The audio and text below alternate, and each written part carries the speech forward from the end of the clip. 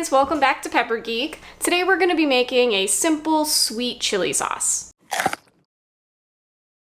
So this is a sauce that works really great on anything from pot stickers to shrimp to spring rolls. You can even put it on fried rice. It's a very simple recipe and it's a great way to level up any Asian food that you may be eating. My personal favorite way to use this recipe is on grilled shrimp. It's a great way to level up the flavor. We've been experimenting a lot in the kitchen. We really want to show you different ways to use up your harvests and take advantage of the peppers throughout the season. So today we're going to be using some of our Thai chilies. And you can make this recipe with Fresno chilies, you can use red jalapenos, you can use cayennes if you want.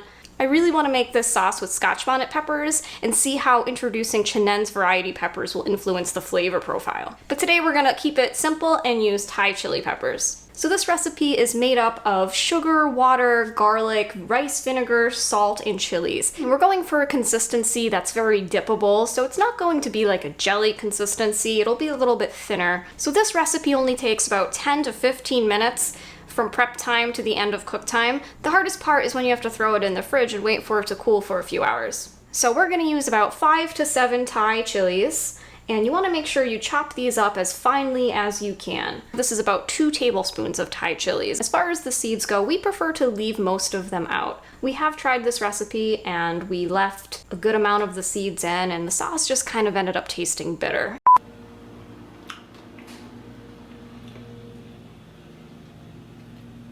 It's okay if a few of them get in though, because it does help kick up the level of heat. Then we're going to use about 1 to 2 cloves of garlic, finely chopped as much as you can.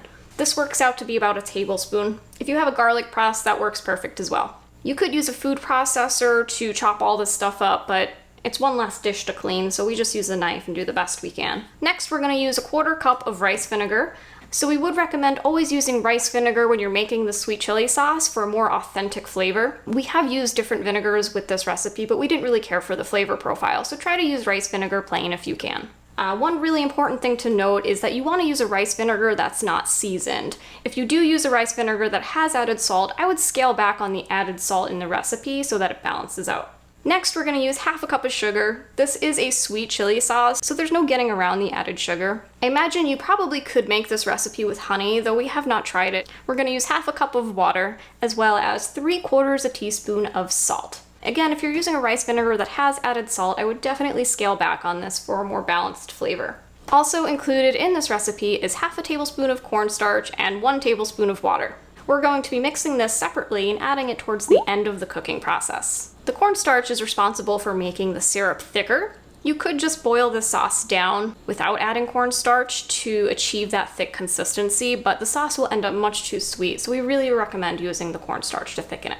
So to start, we're going to add all of the ingredients except for the cornstarch and tablespoon of water into a saucepan. So your 2 tablespoons of chopped chilies are going to go in, your 1/2 cup of sugar, your tablespoon or so of garlic, so that's about 1 to 2 cloves. I used a really big clove for this. Your 3/4 teaspoon of salt, 1/2 cup of water, and your 1/4 cup of rice vinegar. And you're just going to give it a good stir. It's ready to go on the stove. Now you want to bring your mixture up to a slow boil. As soon as it starts to boil, reduce it to a simmer. We're going to simmer it for about 3 to 5 minutes, giving it a good stir every minute or so. The cooking time of this sauce is very important. If you don't cook it long enough, it won't be thick enough, and if you overcook it, it'll be too thick. So it's really important that you keep a close eye on it and make sure that your timing is right. Before adding the cornstarch mixture, give it a good stir to make sure it's all incorporated. So the mixture has been simmering for about 3 to 4 minutes, and we're going to add the cornstarch mixture. You want to give it a stir right away and keep a close eye on it, stirring it every minute or so for another 3 to 4 minutes. The sauce will thicken up a little bit, but keep in mind that it won't be completely thickened until after it's cooled in the fridge.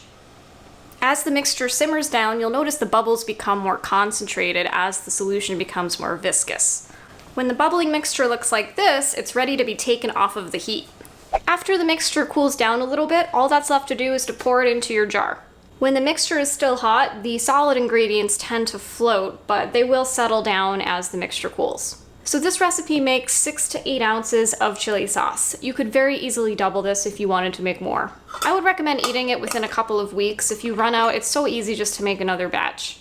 So put a lid on it and throw it in the fridge to cool for a couple of hours. You'll notice that it'll start to thicken up as it cools in the fridge. And then when we come back, we're gonna try it on some pot stickers and have lunch. All right, so it's been a couple of hours. As you can see, the sauce has thickened up a little bit. I think it's the perfect consistency. We have our pot stickers here and we're ready to give it a try.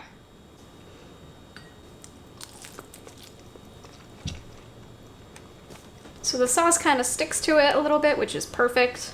It's great. It's got a perfect amount of kick and sweetness to it. We love this recipe. Like I said, my favorite way to use it is on shrimp, but it works great with pot stickers or spring rolls or on rice. You could even do chicken wings with it if you want. So that's all. It's that simple to make sweet chili sauce. If you do try this recipe, leave a comment below and let us know how it turned out. Be sure to like and subscribe if you liked this video to stay on top of all of our future videos, and follow us on Instagram for behind the scenes photos of all of our harvests and recipes @PepperGeek. That's all for today. We'll see you next time.